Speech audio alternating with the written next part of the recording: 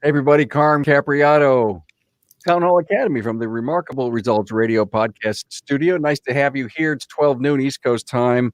And as you, I think, have relied on yourself for about 206 weeks now, we do this single subject forum, automotive aftermarket, the premier. If people do this around the country, they are nothing like what we have and we have produced for you for almost 2 full+ years. Is it 2 years? How do you work that? No, it's maybe 4 years now. Wow. In 2021. It's a. Oh, hey guys! Imagine that. Yeah, I know. Yeah, how about that? We're here to talk about pre-scheduling appointments, and the time has come. And I know one thing for sure. My friend Greg Skolnick, who's here, he's gonna hit you hard on this topic, and Bill Thompson's going to bring some stats to play, and Craig Noel is going to say, "Hey, I'm doing it, so get on board." All right. Well, I want to thank my sponsors who have really stepped up and made the Town Hall Academy free and available for you all the time. Do you know what's as easy as 1, 2, 3? Well, Shop Marketing's shop management system allows customers to review, approve, and pay for repairs all in one place. Keep your staff and your customers safe while maintaining profits and keeping your customers happy. Learn more at getshopware.com. And guys, does your social media truly represent your shop, or is it just plain vanilla generic posts?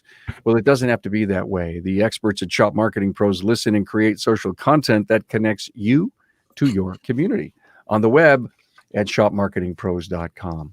All right. Who's with me here today? Oh, by the way, you know that we repurpose this as a podcast and it is a video next Thursday. And so if you missed this in social media, my website is full of every Town Hall Academy. With me today is Bill Thompson, president of IMR Inc. and automotiveresearch.com. Bill, maybe your second or third time on the show. Thanks for being here. Yeah, thank you. Craig Skolnick, Motorworks, Rockville, Maryland, the man who has the 4-day work week and has been pre-scheduling for years. Wow. Yes, we have. Wow. I've been preaching this for a while, and I don't know why some of you guys out there are not listening. But today you're going to listen.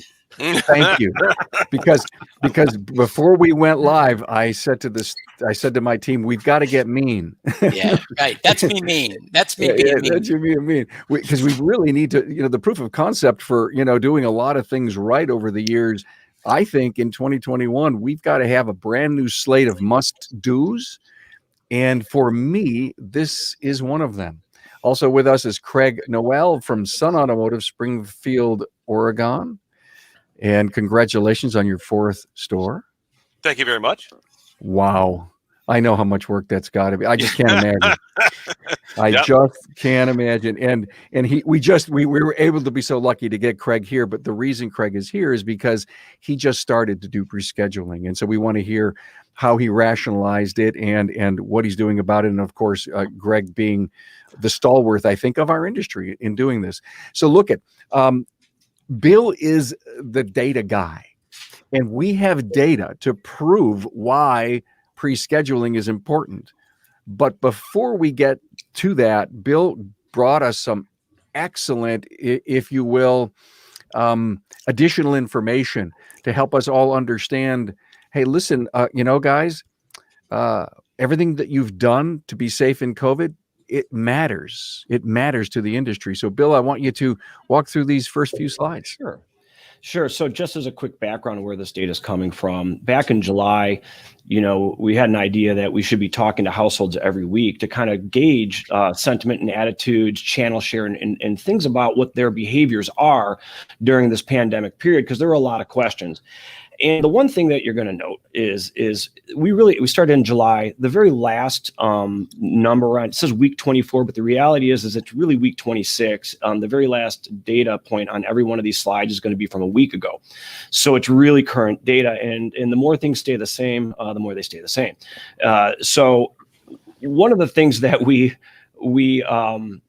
we started to look at was people's fear, right? Because we wanted to gauge fear and behavior and understanding what people were actually fearful of. We have a series of attributes that we track, but this was one that hasn't changed kind of in a lick at all for all these weeks, which is, how worried are you about being exposed to COVID at a repair shop, right? And we're not quite at a third, but getting close to 29% of respondents week over week over week of 1,000 vehicle maintainers week over week over week are basically saying, a third of them say, I'm kind of worried about going to a repair shop, right? And so that's one data point to keep in mind. And so as all of the folks that are on the line know, all of these mechanisms have been put in place to abate that fear, right? Because it's real. And so, I know independent shops and dealerships are one aspect of the marketplace, but it's a real thing. And it hasn't declined either, right? So that's point number one.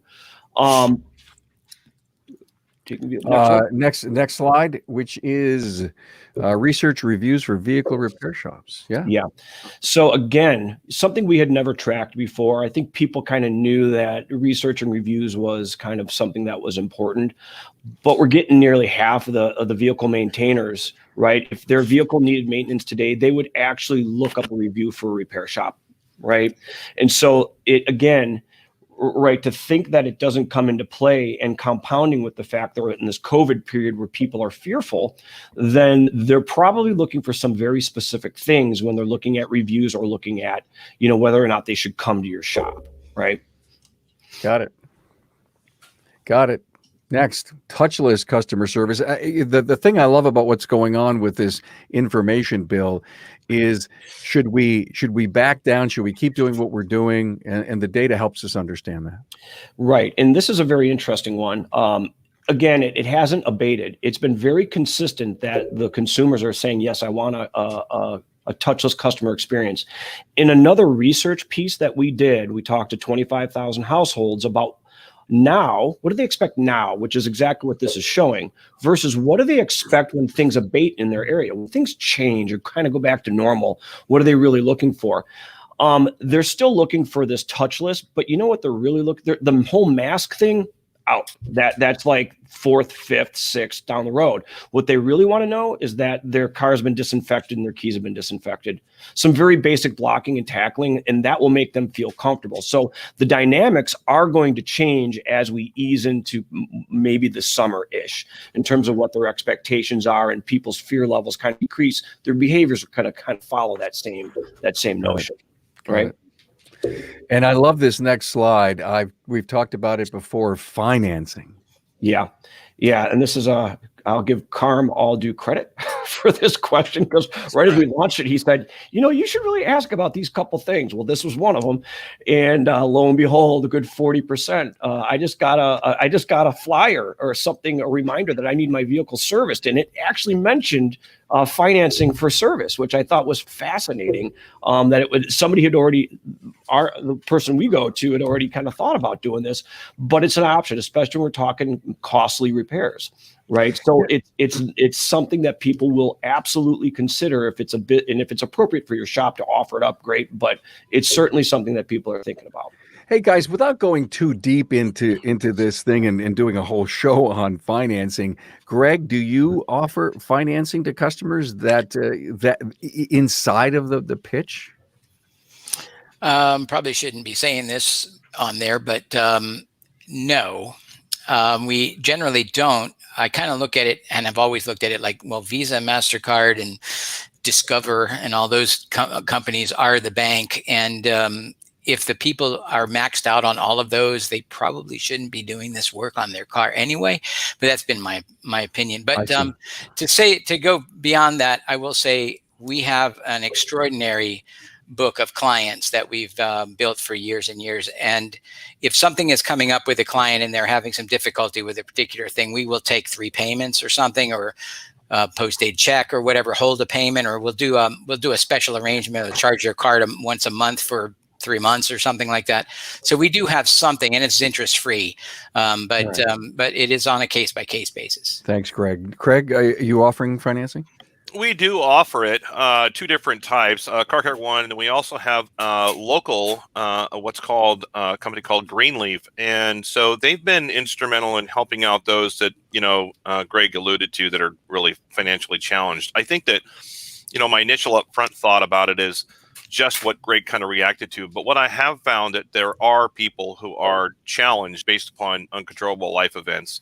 And so I think that the option to be able to help them through some of these things, and I'm with Greg, by the way, there are many times where I've helped a customer out who's been really, really good and very trustworthy internally as well. So, but we do offer it. Long and the short is we don't tend to end up using it very much, interestingly enough, but it is there and we have had to use it at times and it's been helpful. And the consumers say, sure, offer it to me. Yep. And I wouldn't necessarily read this as traditional bank financing. The way that I would interpret this is an option of something to finance, right? Kind of like Greg had mentioned. That's how I would interpret this. Yeah. Well, I'm going to revisit it at 40, over 40% of the respondents say yes.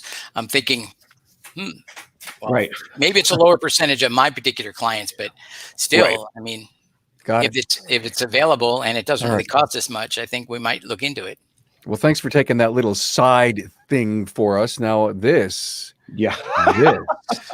Look at how flat that baby. is. This is what we're here to talk about, guys. Isn't that crazy? Again, I got to give Carm credit where credit's due. I like to think we're smart over here sometimes, but this was a great ad.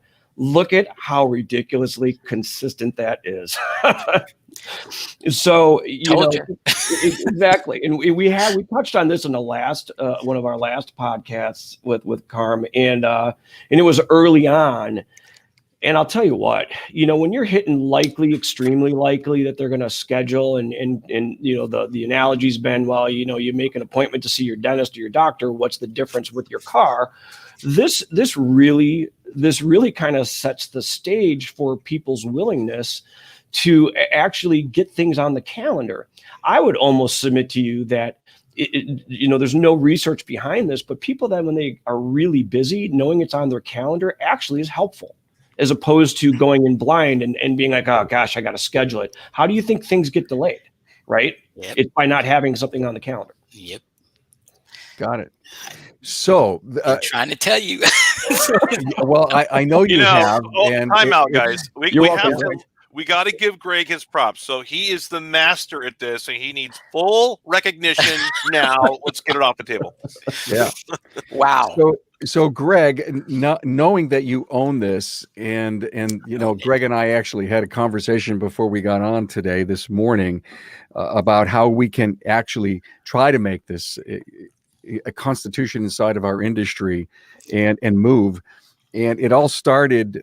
It didn't all start, but to prove what we were doing this Friday, I think it was Tuesday, I'm in my car driving and an ad for a dentist came on. And one of the words they used was hygiene. And that really resonated with me. And I said, oh my God, we've got the show coming up Friday. How can I bring my feel to the show and to the automotive aftermarket, to the owners and the service advisors that are out there? And why aren't we? I got a haircut last week. They said, you're going to schedule, right? What do you think I thought of? My hair grows. I guess I need to come back, right? I eat, I chew. My teeth need to be, we hear more and more about teeth and heart. You know what I'm saying? Right. So if we don't know, if we're not smart enough to explain to the customer, listen, I see how many miles you drive. You need to be in here in May. Let me set you up for May 19th. Just drop it off in the morning. We'll take care of all the important maintenance service. And the customer says no. And I says, Mrs. Smith, you go to the dentist, you go to the hair salon. I mean, why aren't we pushing this harder, or why can't we sell around that, Greg? That's the $50,000 question right there. It has amazed me over the years, and I have talked to groups before about this process that we've been doing. And what I continually hear back is, well, my clients won't do that. I just get too much pushback. And, I understand that. If you oversell it, or if you push them really hard, like you're trying to make a sale on something, I think that's where you're going to run into a big problem there. I think if you can couch it in a way that says, look, you are worth it to us as a client. And we need to make sure, because we're very efficient here, we need to make sure that we have the proper amount of time and the right guy in the place for you when you get here to take care of your car. So in order to do that, all I want to do, and here's the magic words, folks, listen up, and it's pencil in an appointment for you. I'm just going to pencil it in for a particular day. You like Mondays? Great. We'll put it in for a Monday. And you know what? A week before that, we're going to contact you. And we're going to make sure that that date's okay for you, because guess what? I don't know what I'm going to be doing 4 or 6 months from now. I have no idea. Same thing. You go to the dentist. They say, well, what day, would you like to have your appointment? I'm like, I don't know. Tuesday's fine. And so, okay, they just drop a number on there, and as you get closer to it, they confirm it. And yes, it's good, or no, it's not good. And if it's not good, you still move it to whatever day it works for you. And then you just go from there. But so I look at it like this, like, there's always been, I mean, for years and years and years, I've seen this connection between the dental industry and the automotive industry. And the bottom line is this: nobody really wants to go to the dentist. Nobody really wants to go to get their car serviced and spend money on it, but they know they need to do it because they know that by not doing it, bad things will happen, right? So it's our job to try to make it least inconvenient for them. Okay. And the goal here is to get it to a point where they trust you, which takes time to build. Okay. Where they trust you to just take care of their stuff for it. You're the guy. You're the one that they're going to contact. Well, basically, you're contacting them to tell them that this is what's going to be due on this date and whatever. And they just go, oh, that's right. You told me it was going to need that. And we go and do it. So it's been amazing how well this has worked for us over the years. I started this, I first came up with the concept of it in 2003. And I think it was after a dentist appointment. I think I was talking to my dentist about it. And I was like, why, this is stupid. We should be doing this. And so I think the very first incentive that we gave out for our clients, because we started this program with a series of incentives, the very first incentive was like in middle of 2004. And interestingly enough, I did a little bit of research prior to going to the show. And the third and fourth quarters of that year of 2004, turns out that 31% of our appointments ended up being pre-scheduled by the end, which isn't necessarily bad for first rollout. And every year after that, it got better and better and more and more. And then, interestingly enough, as all things happen, if you take your eye off the ball, this is what happens. I started to see, and I didn't realize this until after this is already happening, that my front office staff, who are responsible for doing this, kind of fell off the wagon there, and they stopped pushing it. And by the time I got to the point where, and it wasn't for this particular reason that I had to replace these people, but once it got to the point where in the year that I had to replace them, they were down to 8%. 8%. Now we had started at 31%. And since that time, we have steadily grown up. In the last 5 or 6 years now, it's been a very steady 60%. 60, wow. 6 out of 10 cars that we see are scheduled 4 to 6 months ago. Now, what that does for us, well, you guys automatically know, it takes a lot of these peaks and valleys out of this process. And I'm not going to say that we don't have our share of issues, especially with COVID, and especially we're in the Washington, D.C. area. And right now, what's happening in Washington, D.C.? Okay, so there's a lot of craziness happening over here. So without getting into that, I can tell you that it's throwing people off their game and out of their schedules. Between the COVID and what's happening downtown, it's just really bad. Okay, so hopefully this will get a little bit easier as time goes on. But I do want to mention the part about why we do it. You have to think of it like this. We're all creatures of habit, right? All of us. And when we know what's coming, we're automatically less stressed. And when we feel much more in control, we love it. We love to feel like we're in control of what's happening here. And so we know what to expect, right? So what we're trying to do here is to just move that same process and that same idea into the client's mind. We're trying to get that to the client's understanding so that they know that we're the ones that have our stuff together, and we're going to be the ones that are going to take care of their car. We don't have to go through this routine of trying to send out a fishing pole with a big lure on the end of it, says, I'm going to give you this free blah, blah, blah, if you come in, and then yank on the thing to try to get them in the door, which is what a huge percentage of these shops are doing, especially the aftermarket shops, meaning like mass merchandisers and all that. They're doing people still doing $9.95 oil changes out there. I don't get it. But my point is that what that does is that brings in the wrong kind of clients. If you think about what it costs you to get a new client in and get them to trust you or make that sale, as opposed to what it costs you to build that relationship with your long-term client, where they end up just handing you the keys and telling you whatever needs to be done, you can see that it's way better for you to slow down so that you can speed up. We talk about coaching. So can I chime in, Mr. Skolnick? Absolutely. He is one of my dearest friends and colleagues for sure. And I went back to visit his shop, and I'd like to paint a picture for those out listening. His shop is not, I repeat, not on a main drive-through. He is on a little tiny back road of an industrial area. Right. So when I come in to look at his schedule as we do a host shop review, I think it was like 4 years ago or so. Everybody out there, listen to this. So when I go in and I see on his schedule 6 months ahead, 6 to 8 appointments on that schedule. Every day. That in and of itself will actually wake you up to some evening out of those peaks and valleys that he's talking about. So I want to paint a picture for you, Greg, because it's rather impressive, even from a business standpoint, to be able to not condition them, but get them used to what's important. So I just wanted to chime that in and paint a picture for them. Sorry about that. And I have a question for you, Greg. What happens when somebody says no? What do you do? Do you just accept it as it is, or do you? There are some bad word, right? Not sales, but well, this is interesting because let me just tell you a quick story. I'm a coach also, okay, and I work for Elite Worldwide, and at one point I visited a client's shop in California, and he.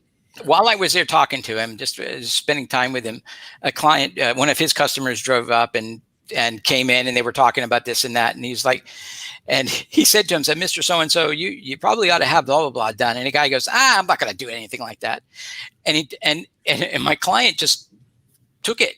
And I said, wait a second, hold on a second. Why would you want to let your car do that like this? I wasn't a big sales guy, but I'm like, and the guy went, what? And I'm like, well, it doesn't make sense for you to be penny wise and pound foolish here, does it? And the guy goes, you're right. So it's like all of a sudden he made the appointment with the guy, right? And I'm like, it's kind of one of those things where you have to find a balance. You don't want to be pounding on these people like you have to do this, but you have to say this makes sense.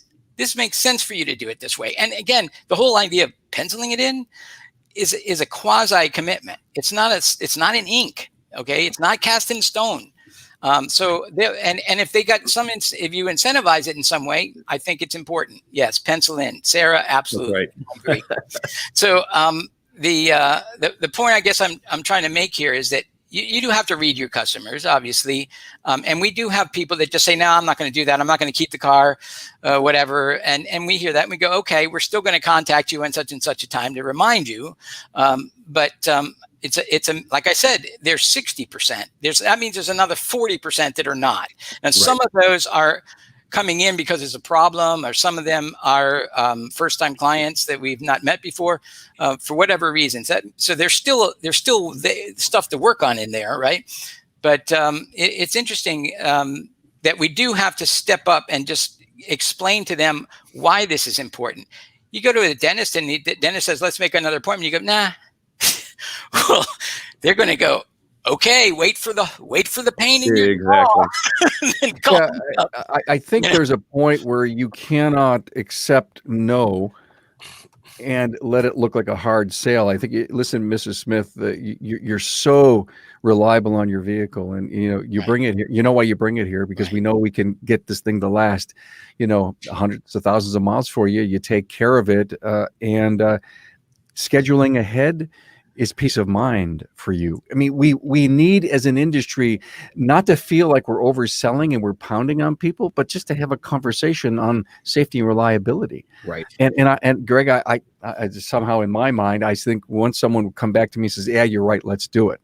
Hey, let's stop for a moment. And hey, anybody who's with us on social media, we appreciate you being there. There are some comments that I do want to cover a little later in the show, but give us a like, check in with your city. I sure appreciate that. Contactless service is key, as we've seen in the surveys today, to keeping your bays full while remaining 6 feet apart. Shopware's completely digital workflow will wow your customers and keep your profits up. Tara from Topals said, thank God for this amazing cloud-based software during this difficult time. Thank you, Carolyn and #Team Shopware. Book a demo today at getshopware.com. And to my friends at Shop Marketing Pros, is your marketing company sharing the same vanilla social media posts for you that they do for every other shop? Well, that's not how Shop Marketing Pros does business. They believe each shop is unique with their own story. Contact them today on the web at shopmarketingpros.com. We've got a couple of great comments. I think we're going to cover them just a little later, but I would like to know, Craig, from you, when you decided, hey, in January 1st, we're going to start doing this, did Greg finally beat the heck out of you and convince you to do this?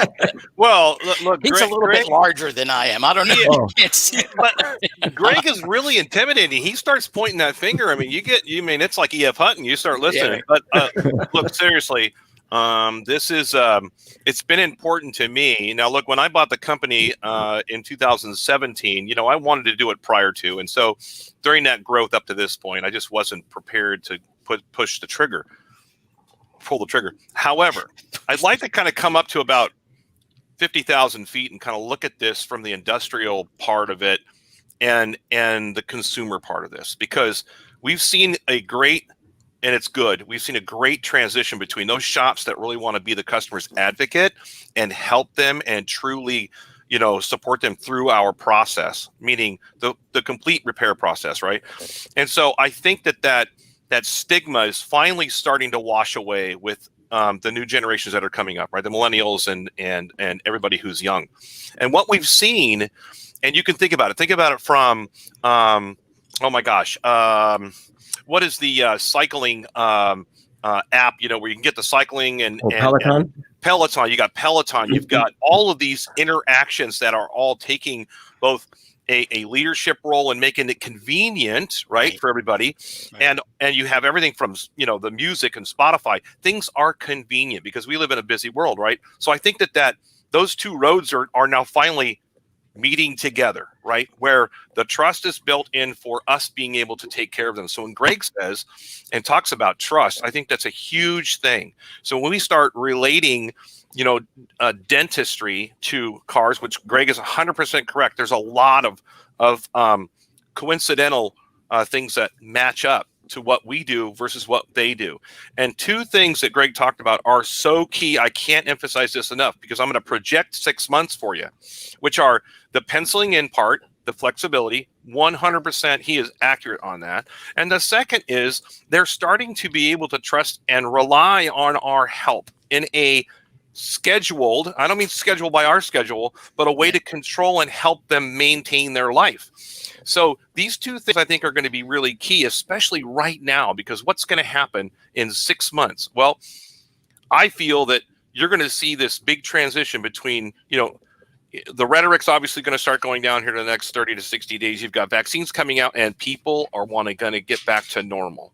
And that normal is going to be different, but we still are going to be their advocate. And I think that there will be a big, huge wave to be able to capitalize on, because in 6 months, people are going to be, they're going to be not necessarily thinking about their car. They're going to be thinking about Hawaii and Vegas and having some fun. So those reminders that we're setting in place right now will help us in the long run as well. Right. So Craig, just a quick comment. One of the things that you mentioned was about the consumer. In a different study that we do, 60, I would say between I've been to the shop before and I trust them. That's a good, for the number one reason why they show up at a general or independent repair shop. Those are the top two reasons. right? And so so the dynamics of age, the consumer's age is another very interesting aspect of it. And one of the things that we've learned from a whole boatload of research is that who's the first person somebody that's younger that has a first time experience asks when they need to go have their vehicle repaired? They ask a family member. Right. And so if you're ticking off the top two boxes of I've been there before and I trust them, when, Sally or Jimmy come and say, hey, mom or dad, where do I take this vehicle to have it done that I can trust? Guess what they say? Right. That's correct. And I did a study over the last 6 months. My daughter, who's 23, I took 6 of them to dinner again. I've done it 3 times now, and just talked about their communication style and their paths of communication and how they relate to one another. And you know what? After I keep saying it all the time, once you pierce the white noise, right, you get down to the basics, and we're all human. We're going to call a friend, call a family member. We're going to see if they've had any experience. They're going to want to trust. Then they go to the Google reviews and make a decision. It still is about the relational part of it. I think what Greg's talking about today is a huge part of being there for them. Right. Okay. That's why they'll trust you. I got to sort of move forward because I know how much time we don't have to do this, but I do want to make sure that we talk to the folks out there about, okay, you got me, Greg. Okay, so now how do I go about doing this, right? So I need you to understand, guys and ladies, that the first thing we have to do is to take apart what are the processes that are in place here. One of the things that, and I will say, I guess we had a little bit of advantage because at the time when I developed this thing, we only, and we still only work on certain models of vehicles. We work on Honda, Toyota, Subaru, and of course the ancillary vehicles that do that. So, and back in the day, Honda had a very elaborate maintenance schedule. And so they allowed us to say, okay, at this time you need 3,000 miles or 3,750 miles or 3 months, you need blah, blah, blah.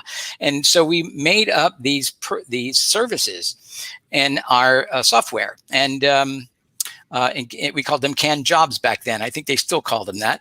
And I actually had my son, who was in high school at the time, come in over a summer, and he did several thousand of these things. Of course, he created the whole, not only what we were doing, but the individual car down to the specific vehicle. And so it was really great. So we had parts kits and services attached. So, but you don't have to be that focused on it, but create what it is you're going to do and then when you're going to do it. And then we need to develop that maintenance pattern. And then we want to communicate that pattern to the client. So whether it be sheets or something that says we're going to need to see the car every Toyotas, for example, 6 months or 5,000 miles maximum. At least that's what most of them are like. 6 months or 5,000 miles maximum, which means right now we're only seeing them twice a year, primarily if you're living in a metropolitan area like we do. So we see them twice a year. So it's really important to get them in on time, right? Because when the light finally comes on their car, the maintenance minder I'm talking about, that was a big problem when back in, I guess it started in 2010, somewhere around there. I know Honda came out with this thing. They put it on the Odyssey, and it was like, oh my God, the maintenance minder thing is a huge problem because it throws all of our clients right off that schedule. Now you have to wait for the car to tell you what it needs. Really? Because you're going to wait for the car because the car's got, it's got guys in coats that are, white coats down under the hood there, and they're checking stuff all the time. Yeah, this is plenty of oil in there. Sure, no problem. Wrong. You know as well as I do that's the best way to destroy an engine is to wait until that thing says 15% and then then try to figure out how you're going to put an oil change into your pattern, into your daily schedule. So then it's another freaking month beyond that, right? Before you can actually get the oil changed, and pretty soon the thing's burning oil. Seen it? Been there? Seen even Honda created a TSB about this, saying, tell your customers it's okay if it burns oil between oil changes. What kind of crap is that? Seriously. Okay. Greg's not passionate about this. Okay, I'm sorry, he's not that passionate. So here. Wow. So you back up, develop the maintenance pattern. You communicate the pattern to the client. Okay. And then you create a series of a process. So for your front office people, or you, or if you're the guy, or your whoever is checking that client out at the end of the day. And I hope you are doing that because you need to resell that job at the end and go back over what you did that day and then say, okay, so the next time the car is going to be, next servicing that this car is going to need is just going to be an oil service. It's going to be due 6 months from now or whatever, 3 months from now. And we're going to pencil in a date for that. And that's something you could come and wait with the car if you wanted. It takes about 20 minutes. Come and have a cup of coffee with us. Now what did you just talk about, Greg? It's important for everybody to step back and think about it for a minute, because it's wonderful to see your passion, because yes. two things just got explained. One, you took the car out of the equation of guiding or leading the customer, and you've now switched it to where we are the advocate for the customer and we're being proactive for them. It's huge with regards to the relationship part of it, and that's what drives me for our clients. So there you go. It's huge. It's giant, because basically we are in, listen to me guys, I want you to focus on this because I'm pointing my fingers now. We are in the relationship business. We are not in the car repair business. Do you get that? Repeat after me. Come on, I can't hear you. We are in the relationship business. Dang Skippy. Okay, so understand that whatever you can do to improve that relationship with that client has nothing to do with their car. They're going to have multiple cars over the time that you know them, okay? And they're going to be, I have clients that have been around over 30, 35 years. I've been in business 41 years now. I've been in unfortunately, many funerals over the years because these are part of our family. But I have clients that have been around for years and years and years, just like you would probably be with your dentist if you stayed. The only reason people leave dentists if they screw something up or if they move to another city, right? So in any case, what we got to do is to work with a pattern, and we create a pattern for them. It's like teaching them a dance. Okay, so you teach them the steps of the dance, and then you step back and let them do the dance. And there've been times that our clients would go, "Hey, wait a minute!" At the checkout, they go, "You didn't set up my next appointment." Mm-hmm. I've witnessed that. I have witnessed that. Preach. Amen. Right. Can I get an amen? He has pulled that off. So you know it's working. When your customers are now trained to the point where they're going, "Hey, wait a minute! I got to set up my next appointment. Wait, whip out my phone and let's set this thing up." Well, okay. So wait a minute. Let me back up. At the beginning of this thing, you're probably going to get some pushback, but you have to sort of back up a little bit and create some sort of small incentive program for that. I know when we first started it, because we were doing back then in those days, it was oil change services, minor services, intermediate services, and major services. Primarily were the four big services that we were doing. So we were doing like $10 off an oil change, $20 off a minor service, $30 off an intermediate service, and $40 off a major service. And of course, that $40 off that major service wasn't going to apply to the ticket until they came in, right? I mean, you're not actually spending the money now. So in any case, what we found over time was that they don't care how much it is. They don't. We're doing $5 now. Sure. We've been doing $5 for pre-scheduling credits for a long time, and no drop off. Nobody even says anything about it. It's like, hey, I'm getting a pre-scheduling credit. Great, so. Create a program. And when they say, "Nah, I don't want to do that," look, you just say, "Look, $40 is $40. All I'm doing is penciling it in. It's worth it." And they go, "Okay." Yeah, Greg, I think that's a really, really great commentary as well. And I think you're hitting on something that we look at all the time, which is who's the customer in the channel? Who's the independent repair shop customer at their core? And sadly, we can define them to the extent that we know what they listen to on the radio and what they watch on TV. And when we look at them at a hard pattern perspective, they're different than those that would go to a quick lube, let's just say. And they were different than those that go to a general repair shop. But and their behaviors are different of why they're going to these places as well. And I think that's a really, really, really great insight, because the pushback that they're all price shopping when they're going into the general repair shop channel and independent is not. I don't think that's true at all. It's not. But we know it's not true. We know it's not true. It's not. And again, it's in our best interest to have fewer clients that have higher ticket averages, right? Right. Right. Well, true. And I'll chime in and say, to the beginning rollout of this, right, we're actually having some fun. So as you described the situation with the customers about penciling that in, right? And the ones that probably, well, no, and it's more of a Jerry Maguire moment. It's help us help Show me you. the money. That's Right. really what it is, right? Show me the money. Well, it's well, that's on the interesting. back end, but Right. It's interesting you say that, because one of the things that I had written down as a talking point that I want to mention, and you guys, and Carm, you talked about millennials, and Bill, you did too as well. Millennials are definitely in the "what's in it for me" generation, right? So be careful. Be careful. Okay. Well, I wanted us to say the millennials, but I mean, any client, in order to get them to do something like this, they have to understand what's in it for them. Okay. And that's where you come up with this incentive program of some sort, because like I said, $40 is $40. Why? Who would want to throw away $40? Right. I'd change that comment to be a little bit more dynamic, Greg. We have this comment all the time about millennials, and the thing that I've noticed for a while, and I think it's changing, is that we've boxed millennials into something of when they were first defined. But the reality is millennials are now up to the age of 41. And I'd rather talk about it in terms of life stages. They're out of college. They got their first apartment. They got married. They got their first car. They have kids, all in that span of 40 years. And so when we generationally define them, maybe there's some patterns there. I think the patterns are more, where do they go to get their information, not a personality trait in its entirety, right? And I think that generational, that life stage is really where we should be looking when we classify our customers, right? Yeah, and it's almost higher than that. It's almost the technology age, not necessarily generation. Sure. Because my 81-year-old mother is on Facebook and texts me like she's never called me hardly, as much as she texts me. So, everybody's getting used to the convenience and the ease of it, and so there we are.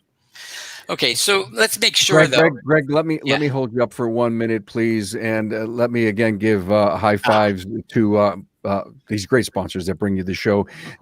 Shopware knows that now more than ever, you're focused on bringing cars through your bays safely and efficiently. Shopware's shop management system, they offer a completely contactless workflow, and your customers can review, approve, and even pay for the repairs right from their smartphone. Request a demo at getshopware.com. And when someone searches for a shop, who are they finding? Your competitors? Well, it should be you. The good people over at Shop Marketing Pros know how to drive website traffic and make Google work for you on the web at shopmarketingpros.com. I'm going to say that this was on fire so far. Thank you so much, Greg. I'm gonna take some blame for where Greg is positioned in his mindset right now, because we spoke an hour before this, and we were going at it. I mean, we were both brimstoning each other on soapboxes, and it just carried over to the show. I should do this with every guest in the future. So thank you for your passion. There's been a lot of great comments in social media. One of the thoughts that I had, and let me just toss this out and you guys can go with it wherever you want. Can you imagine that the phone rings and your service advisor needs to spend 10 minutes to schedule an appointment and discuss with the client? But if that appointment was done, think of the number of times. Say you have a dozen on your appointment calendar. That's a dozen times 10, 120 minutes of time you don't have to invest. Exactly. Remember, Craig, when you came to our shop, matter of fact, one of the things that you remarked on was how quiet it was in the front office. Yep. Because the phone isn't ringing, and people freak out about the fact that the phone isn't ringing, but that's okay because we've got all the cards are coming in and we're making outgoing phone calls to the clients, right? You know what I called it? I called it proactive internal and external communication. It was unbelievable to hear the lack of incoming calls for both sides of it, whether it's a return call to the advisor, whether it's calling for a set-up appointment. I mean, the phone rang. I mean, it worked. Don't get me wrong, but it was zen in there. And I took some of already what I'd learned at that point and changed that around, right? But he is 100% correct. So imagine the freed up time that you get for the advisors to even build further on the relationship with the client and the customer. It's amazing what happens when that relationship develops. It goes to trust, right? Okay. So the main focus here, without getting too zen, is to move from a reactive situation or a reactive shop focus to an acting upon or an action focus. So we are taking control of the process and moving it forward in a pattern that we are directing primarily. Of course, the client's always in charge of what we're doing on their car, but we're the ones that are saying, hey, this is the time, just like your dentist says, hey, this is the time we need to get x-rays. Okay, we're going to get x-rays. I mean, are you going to say, no, I don't want to do x-rays now? So it's like, He's right. 100% correct. So I mean, just to be efficient about it, if you can make your appointment, I mean, literally, and I timed this many times, and Craig knows this, it takes 10 minutes for when the phone rings for a service advisor to stop what they're doing, making that estimate or preparing that sale, and get on the phone with that person. Hi, Miss Jones, blah, blah, blah, blah. And they go through and pick up their stuff and figure out 10 minutes per call.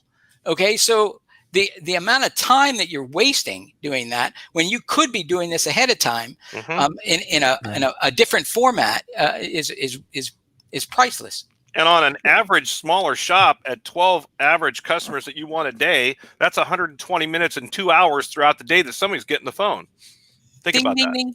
That's right. Hey guys, Greg Buckley made a comment here. Even though you pencil in the next appointment, do you still rely on your CRM process to follow up with that? Yes, and make sure whether you have an automated system in your software or whether you do it yourself, it must be done. Yes, it must be done. You cannot not call these people and remind them, okay, or else you'll blow the entire thing. Yeah. Don't pencil in. I'm robbing something, Greg.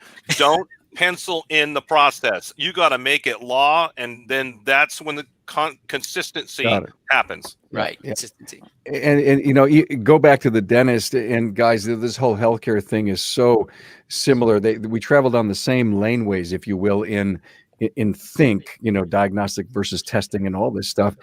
My phone just chimes up and it reminds me a week later, and they allow me to text back and says, yes, I'm confirming. And then 2 days before I get the same text to be sure. I mean, you know how crazy our worlds and our lives are. Yep. Frankly, I love the fact that I can get pre-scheduled appointments for hair and teeth. Well, not only that, I mean, we have 7 loaner cars, okay, in our shop. That's another process that we had created years ago, back in 1984. But we only have so many of these things. And if they want one of those loaner cars or need one of those loaner cars, and who doesn't in the world of COVID, we need to make sure that they get their spot for that. So there's another way of pushing that forward.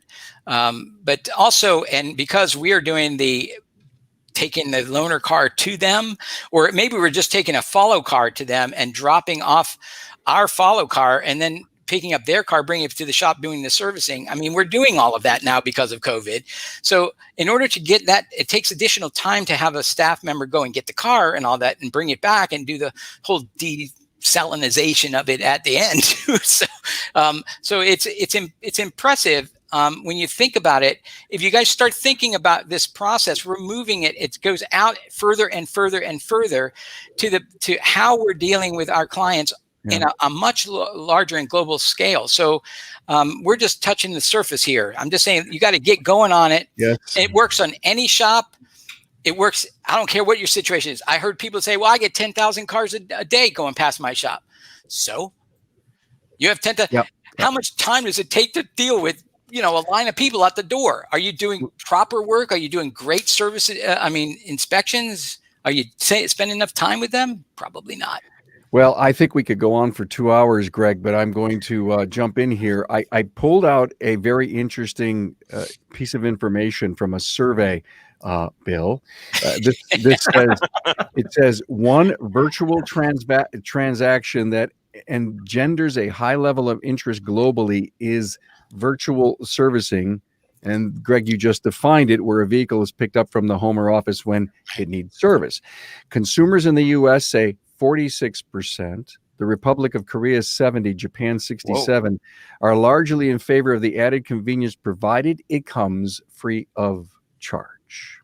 Yeah, so I think you're at a point where if we were going to re-strategize our whole businesses, because of what we've learned from COVID, because it's just smart to do business this way, the whole pickup, and again, I never thought of it called virtual servicing, but I like that term.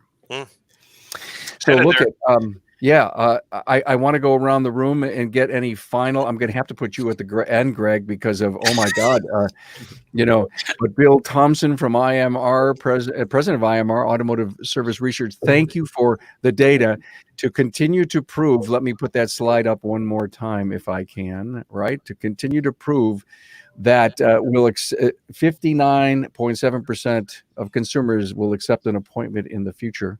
What, like Greg said earlier, what more do you need, right? What more do you need? Yeah, and there's I'll do a little commentary on that for a moment, which is simply that's 26,000 households. It's not like it's a handful of people sitting around a keg drinking beer. It's a lot of people, and it's week over week. So that's good. And if I may, only because this is slightly self-serving, somebody in the comments asked me what that was behind me. Oh, the picture. Yeah. It's a gentleman out of Chicago. He's a photographer named Freddie Fabris, Fabris. He took a bunch of Renaissance paintings and used automotive technicians in replace of the actual. So that's a Rembrandt, and those are actual Chicago-based technicians. You can find them; they're actually here. Cool. So look him up. He's really awesome, and he's done a whole series of technician-based art. I'm going to put it in the comments. Fred, what? Fred Fabris, Fabris. Now that was a nugget right there. Yeah, that's a great. You know how hard it is to find automotive art? It's really kind of. Well, that's positive. I mean, most of it is, it's we got our best guys on your car. See, exactly. You're sitting on the car. Thank you so much, Bill. Craig, thanks for being here with all you got going on and your contributions. Any final words? Just again, focus on the relational part of what our responsibility to help the client is about. I can't say enough about how impactful what Greg has brought to just us as colleagues as a relationship, but he's just passionate about this topic, as you can see. And I think that it's great to remember that this is all about being proactive. And that's the most important thing. If we can control the car, we don't get the car controlling us, right? So if I love my customer, I need to do this, right, Greg? Absolutely. Who doesn't love your customer? Because if you don't love them, I'm gonna. Basic bottom line, right? Do you have any final words? Sure. I've got lots of words, you know me. But I think what I want to say to you guys primarily is the end result of this is that we will have trained our clients. I know it sounds kind of weird, like it's not like dog training, but we are trained our clients that they can trust us, that we're their guy or we're their shop. We've got our stuff together. That guy over there with the fly-by-night shop or a mobile, whatever, he doesn't have his stuff together. He's looking at what I can get today, right? And we got our stuff together. We know that they don't have to do this work today. We're going to do it next time the car comes in, because you know what?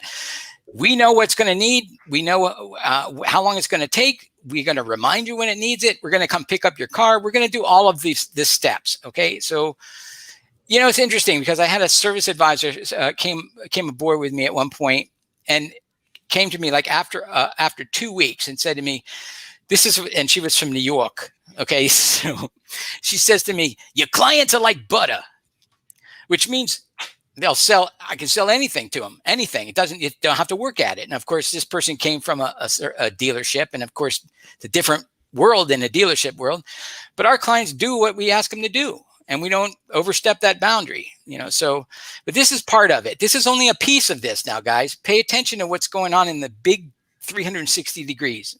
Does that make sense, Carm? Yeah, it does. Very good. What a great show. Thank you guys so much. Wow. I'm speechless. I don't know about you, Bill, but I think Greg and Craig and you knocked it out of the park. I'm loving Bill's data because he brought up I know it was like what 60%. What is it? What 59% say yes, do it. Wait, how stupid do you have to be to not pay attention to that? We love Bill's data. We That's love his right. data. Yeah, Bill, we love your data. Well, thank you. All right, guys. Thanks. Have a great weekend. All right. Thank you, Carm. Take care, everybody. Thanks, Carm. You too. Bye, guys.